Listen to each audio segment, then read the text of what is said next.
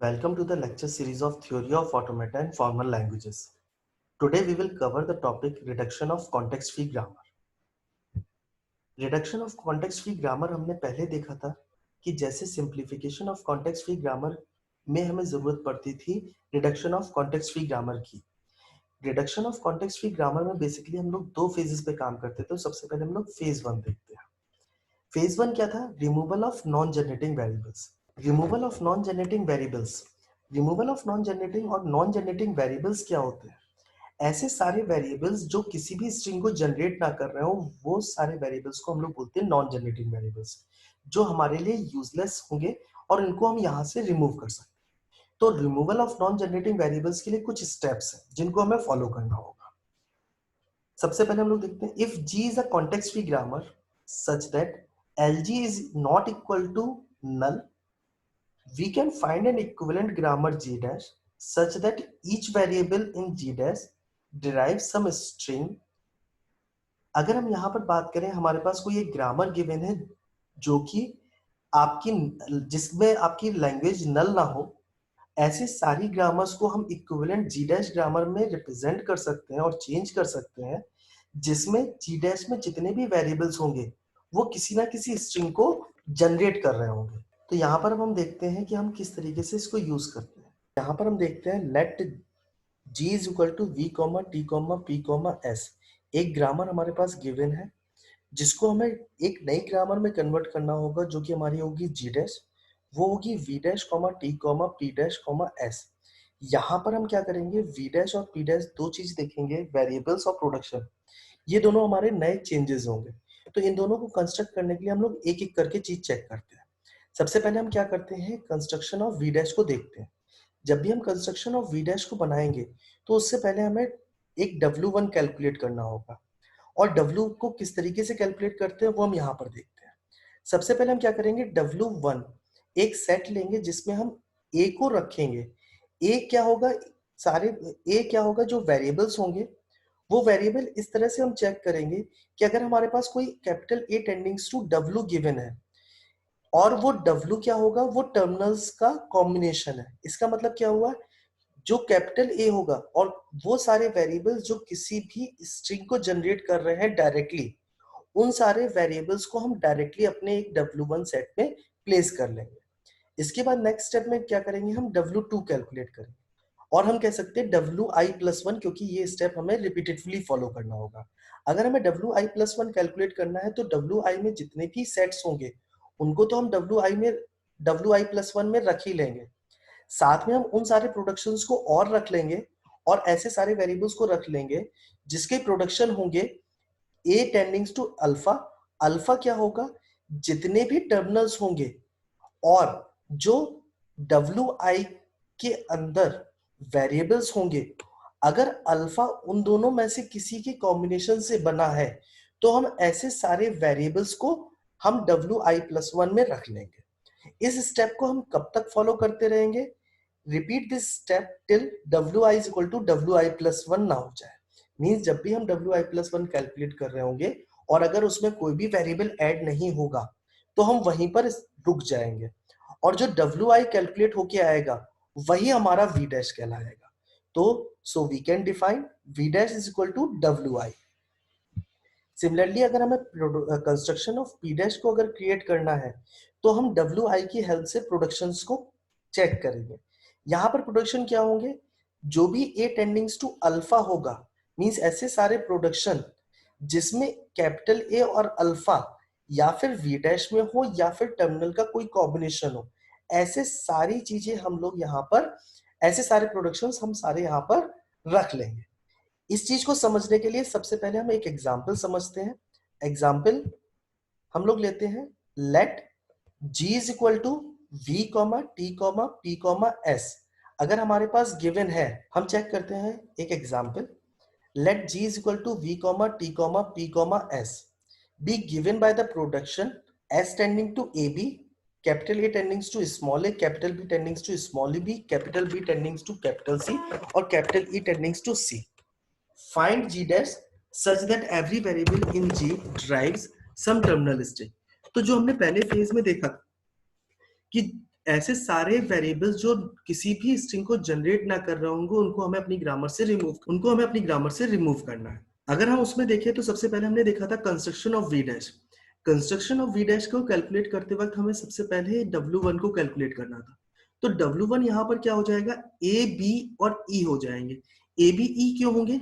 अगर हम अपने प्रोडक्शंस में देखें, ऐसे सारे प्रोडक्शन जिसके राइट हैंड साइड में टर्मिनल्स आ रहे हों, उन सारे प्रोडक्शन के लेफ्ट हैंड साइड वाले वेरिएबल्स को हम इस सेट में रख लेंगे। तो अगर हम चेक करें हमारे प्रोडक्शन में capital A tending to small a given है। इसके अगर हम राइट हैंड साइड में देखें तो हमारे पास क्या गिवन है, टर्मिनल गिवन है। तो कैपिटल ए किसी ना किसी स्ट्रिंग को जनरेट कर रहा है, तो हमने यहाँ पर W1 में कैपिटल ए को प्लेस कर लिया। इसी तरीके से capital B tendings to small B given है, तो यहाँ पर हम कैपिटल बी को भी रख लेंगे क्योंकि कैपिटल बी भी किसी ना किसी स्ट्रिंग को जनरेट कर रहा है। इसी तरीके से कैपिटल ई भी किसी ना किसी स्ट्रिंग को जनरेट कर रहा है, तो हमने यहाँ पर इसको रख लिया। अब अगर हमें W2 कैलकुलेट करना है तो W2 में क्या होगा, W1 में जो भी होगा वो तो होगा ही होगा, साथ में हम ऐसे सारे प्रोडक्शंस और ऐसे सारे वेरिएबल्स को देखेंगे जिसके राइट हैंड साइड में जिनके राइट हैंड साइड में या फिर टर्मिनल आ रहे हो या फिर ए बी ई मीन जो W1 हमने कैलकुलेट किया उनमें से किसी वेरिएबल को आ रहा हो। वो क्यों हम चेक करते हैं, क्योंकि अगर राइट हैंड साइड में W1 की कोई वेरिएबल आ रहा है तो हमें पता है W1 में जो भी वेरिएबल्स हैं वो किसी ना किसी स्ट्रिंग को जनरेट करेंगे, तो वो भी हमारे लिए स्ट्रिंग को जनरेट कर सकते हैं। तो हम ऐसे सारे प्रोडक्शंस को चेक करेंगे जिसके राइट हैंड साइड में टर्मिनल हो या फिर W1 के सेट्स हो, उनमें से जितने भी प्रोडक्शंस होंगे उनकी जो लेफ्ट हैंड साइड का वेरिएबल होगा उसको हम अपनी W2 में यूनियन कर देंगे। अगर मैं यहाँ पर बात करूं, ए बी ही हमारे पास पहले से था, और एस प्रोडक्शन की अगर मैं बात करूं तो यहाँ पर अगर मैं प्रोडक्शन देखता हूँ एस टेंडिंग्स टू ए बी, इसके राइट हैंड साइड में क्या है, कैपिटल ए और कैपिटल बी गिवन है। अगर कैपिटल ए और कैपिटल बी गिवन है जो कि हमारे W1 के सेट में था, तो इसका मतलब है कि एस भी किसी ना किसी स्ट्रिंग को जनरेट करेगा, तो एस वेरिएबल भी हमारा W2 के अंदर आ गया। अगर हम यहाँ पर चेक करें बी टेंडिंग्स टू सी, अगर बी टेंडिंग्स टू सी को देखते हैं तो ऑब्वियस सी बात है सी हमारा क्या है, W1 के सेट में नहीं आ रहा है। अगर W1 के सेट में सी नहीं आ रहा है तो ऑब्वियस सी बात है कि बी हमारा हो सकता है कि जनरेट करे या ना करे, बट बी हमारा पहले से है तो हम यहाँ पर नहीं चेक करेंगे। इसी तरीके से हम W3 कैलकुलेट करेंगे। W3 कैलकुलेट करते वक्त क्या करेंगे, W2 में जो वेरिएबल्स आ गए थे उनको रखेंगे, साथ में यूनियन करेंगे। अब हम यहाँ पर क्या चेक करेंगे कि जितने भी प्रोडक्शन हमारे गिवन हो A1 tendings to alpha type के, जिसमें कि राइट हैंड साइड में मींस अल्फा में या फिर टर्मिनल्स हो या फिर जो W2 में वेरिएबल्स आए हैं वो हो, अगर ऐसा कोई प्रोडक्शन हमें मिल जाता है तो उसका जो लेफ्ट हैंड साइड का वेरिएबल है उसको हम अपने W3 में यूनियन कर देंगे। अगर हम यहाँ पर चेक करें तो ऐसा कोई भी प्रोडक्शन हमें नहीं मिल रहा है और ऐसा कोई भी वेरिएबल नहीं मिल रहा है जो कि आपका यहाँ पर ऐड हो सकता है। और थर्ड स्टेप में हमने वहां पर देखा था कि Wi+1 is equal to Wi अगर हो जाए, तो यहाँ पर अगर हम देखें तो W3 is equal to W2 हो गया, तो अब हमें यहीं पर रुक जाना चाहिए, आगे हमें चेक करने की कोई जरूरत नहीं है। तो यहाँ पर जैसा हमने देखा W3 is equal to W2 है, तो हमारा V डैश क्या हो जाएगा, पहले हमने अपने एग्जाम्पल और अपनी स्लाइड में देखा था कि जो भी Wi कैलकुलेट होके आएगा वही हमारा V डैश हो जाएगा। तो यहाँ पर V डैश क्या हो जाएगा, S, A, B, E। अगर हम यहाँ पर देखें तो हमने एक वेरिएबल को रिमूव कर दिया यहाँ पर जो है कैपिटल C, क्योंकि कैपिटल C को अगर हम देखें तो कैपिटल C किसी भी स्ट्रिंग को जनरेट नहीं कर रहा है, तो उसको हम डायरेक्टली रिमूव कर सकते थे। बट अगर बहुत कॉम्प्लेक्स ग्रामर गिवन है तो हमें ऑब्वियस सी बात है स्टेप्स को फॉलो करना चाहिए जिससे कि हम इजिली इसको कैलकुलेट कर सकें। अब अगर हम स्टेप 2 की बात करें, कंस्ट्रक्शन ऑफ पी डैश, अगर हमें किसी भी कंस्ट्रक्शन ऑफ पी डैश करना हो तो हम यहीं से कैलकुलेट करते हैं। तो हम अगर देखते हैं पी डैश क्या था, A1 टेंडिंग्स टू अल्फा। अगर इस टाइप का कोई प्रोडक्शन गिवन है जिसमें A1 और अल्फा या फिर टर्मिनल या फिर V डैश का कोई कॉम्बिनेशन होगा, तो उन सारे प्रोडक्शंस को हम यहाँ पर रख लेंगे। तो अगर हम अपनी ग्रामर में देखते हैं S टेंडिंग टू AB, तो हमारे पास जो वेरिएबल सेट गिवन है SAB, ये तीनों वेरिएबल्स हमारे इसके प्रोडक्शन के आ रहे हैं, तो हम S टेंडिंग टू AB को अपनी ग्रामर में रख लेंगे। Similarly capital A tendings to A, यहाँ पर कैपिटल A वेरिएबल है जो कि हमारा V डैश में आ रहा है और स्मॉल a जो गिवन है वो टर्मिनल्स में आ रहा है, तो ये प्रोडक्शन भी हमारे लिए सही है। इसी तरीके से B टेंडिंग्स टू B अगर हम बात, तो यहाँ पर हम देखेंगे P dash is equal to A1 tendings to alpha. अगर ऐसे सारे प्रोडक्शंस हमारे पास गिवन हो जिसमें A1 और अल्फा दोनों ही आपके टी यूनियन वी डैश के अंदर आ रहे होंगे। यहाँ पर हम देखेंगे S tending to A B हमारे पास आ जाएगा हमारे प्रोडक्शन रूल्स में, क्योंकि यहाँ पर जितने भी तीनों वेरिएबल्स आ रहे हैं वो वी डैश के अंदर आ रहे हैं। इसी तरीके से capital A tending to small A भी हमारा प्रोडक्शन रूल ऐड हो सकता है। क्यों? क्योंकि कैपिटल ए हमारे पास वी डैश में आ रहा है और स्मॉल ए हमारे टर्मिनल सेट्स में आ रहा है। Similarly capital B tending to B भी आ जाएगा, क्योंकि कैपिटल बी हमारा वी डैश में आ रहा है और स्मॉल बी हमारा टर्मिनल सेट में आ रहा है। बट अगर हम capital B tending to C देखें तो कैपिटल बी तो हमारे वी डैश में आ रहा है, बट कैपिटल सी हमारे वी डैश में नहीं आ रहा है, तो इस प्रोडक्शन को हम यहाँ पर नहीं ऐड करेंगे। इसी तरीके से अगर हम नेक्स्ट प्रोडक्शन देखते हैं ई टेंडिंग टू सी, यहाँ पर कैपिटल ई जो गिवन है वो वी डैश के अंदर आ रहा है और जो स्मॉल सी गिवन है वो हमारा टर्मिनल है, तो हम ई टेंडिंग टू सी को ऐड कर लेंगे। तो हमारे नए प्रोडक्शन रूल्स क्या बन जाएंगे? S tending to AB, A tending to small a, B tending to B and E tending to C। इस तरीके से हम क्या करेंगे, हमने एक नई ग्रामर जनरेट कर ली जिसमें V dash is equal to S, A, B, E given है और जो प्रोडक्शन रूल्स गिवन है S टेंडिंग टू AB और दूसरा capital A tending to small a, capital B tending to small b और capital E tending to C। अभी के लिए थैंक यू। नेक्स्ट स्टेप पे हम देखेंगे कि फेज 2 जो कि हम removal of non generating. Thank you. Next lecture में हम चेक करेंगे कि फेज 2 में जो हमें नॉन रीचेबल सिंबल्स को रिमूव करना है वो हम किस तरीके से करते हैं। नाउ वी विल चेक कि फेज 2 किस तरीके से करते हैं। फेज 2 हमारा क्या था? Removal of non reachable symbols. अगर हमें किसी भी ग्रामर से नॉन रीचेबल सिंबल्स को रिमूव करना है तो उसके पहले हमें समझ में आना चाहिए कि नॉन रीचेबल सिंबल्स क्या होते हैं। नॉन रीचेबल सिंबल्स वो सिंबल्स होते हैं जो कि आपके स्टार्टिंग सिंबल से उस वेरिएबल या फिर टर्मिनल तक हम पहुंच ही ना पाए।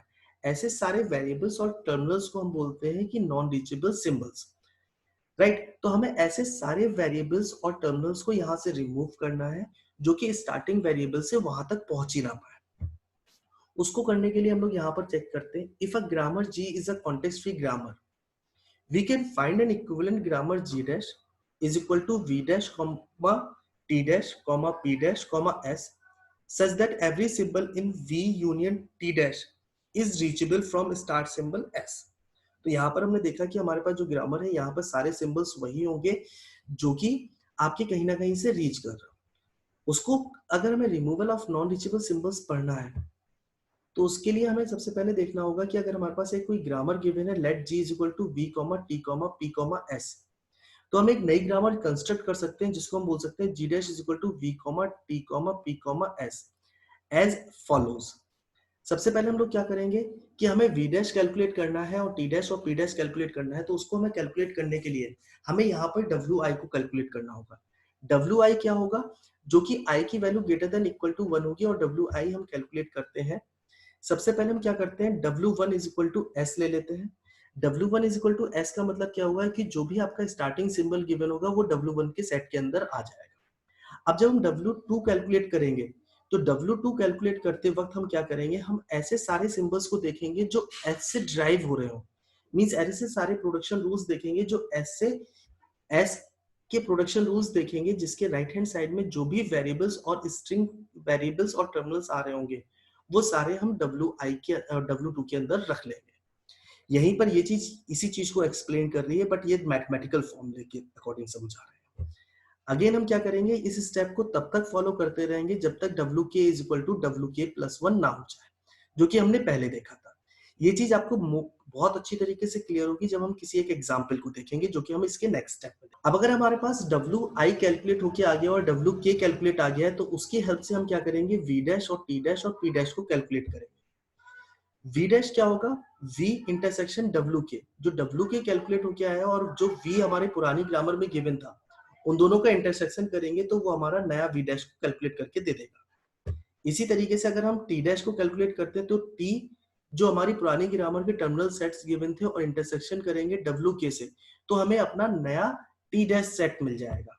इसी तरीके से अगर हम प्रोडक्शन की बात करें तो प्रोडक्शन में ऐसे सारे प्रोडक्शंस लेंगे जिसमें आपके जो वेरिएबल्स होंगे वो WK के अंदर आ रहे होंगे, तो हम उन सारे प्रोडक्शन को यहाँ पर यूज कर सकते हैं।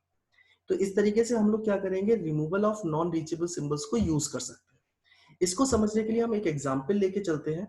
सबसे पहले एग्जाम्पल हम लोग लेते हैं, let G is equal to V, T, P, S be given by the production S tending to AB, capital A tending to A, capital B tending to B, capital E tending to C.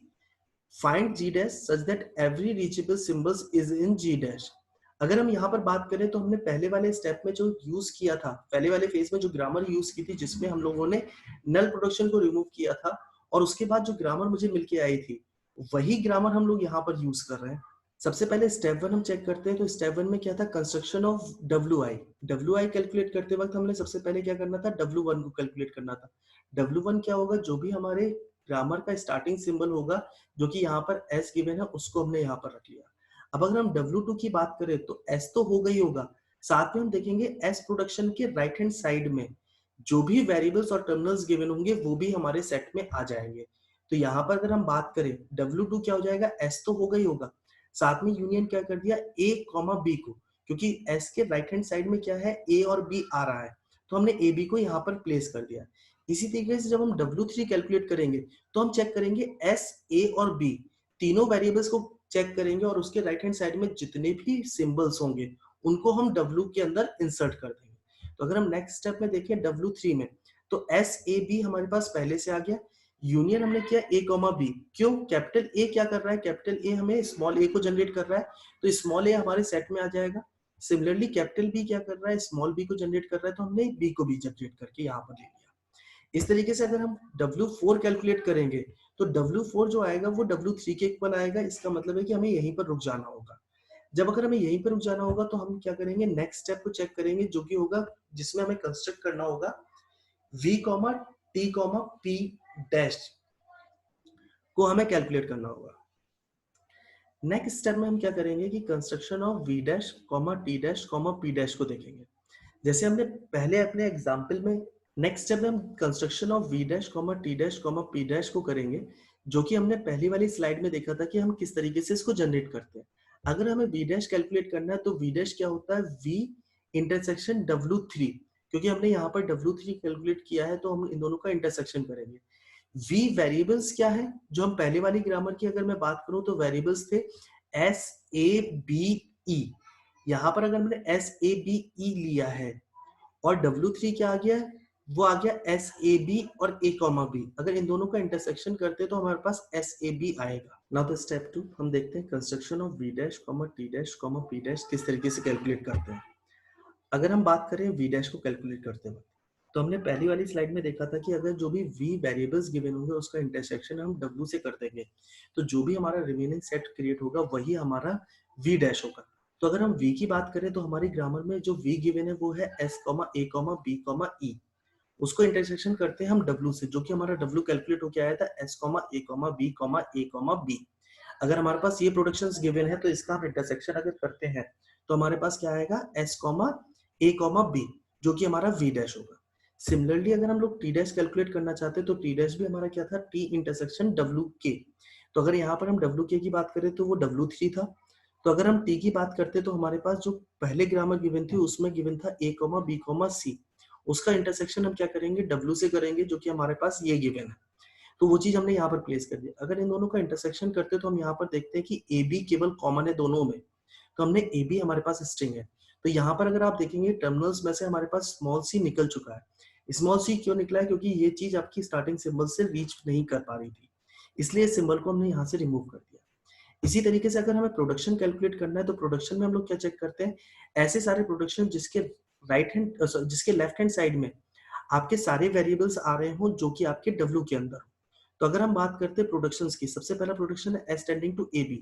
इसके left hand side में S है जो कि हमारे W के अंदर given है। इसी तरीके से प्रोडक्शन दूसरा गिवन है ए टेंडिंग्स टू स्मॉल ए। इसमें भी कैपिटल ए आपका क्या गिवन है, वो हमारे डब्ल्यू में गिवन है। इसी तरीके से बी टेंडिंग्स टू बी, जो कैपिटल बी है वो हमारा यहाँ पर गिवन है। बट अगर हम ई टेंडिंग्स टू सी की बात करें तो कैपिटल ई हमारे पास डब्ल्यू के अंदर नहीं है, तो हम ई टेंडिंग्स टू सी को रिमूव कर देंगे और बाकी सारे जो प्रोडक्शन रूल्स गिवन है उनको हम इंक्लूड कर देंगे। तो ये हमारा एक एग्जांपल हो गया कि किस तरीके से हम लोग प्रोडक्शन रूल्स को यूज कर सकते हैं और किस तरीके से हम लोग यूनिट, यहाँ पर हम देखेंगे कि किस तरीके से हम लोगों ने यूनिट प्रोडक्शन को रिमूव कर लिया।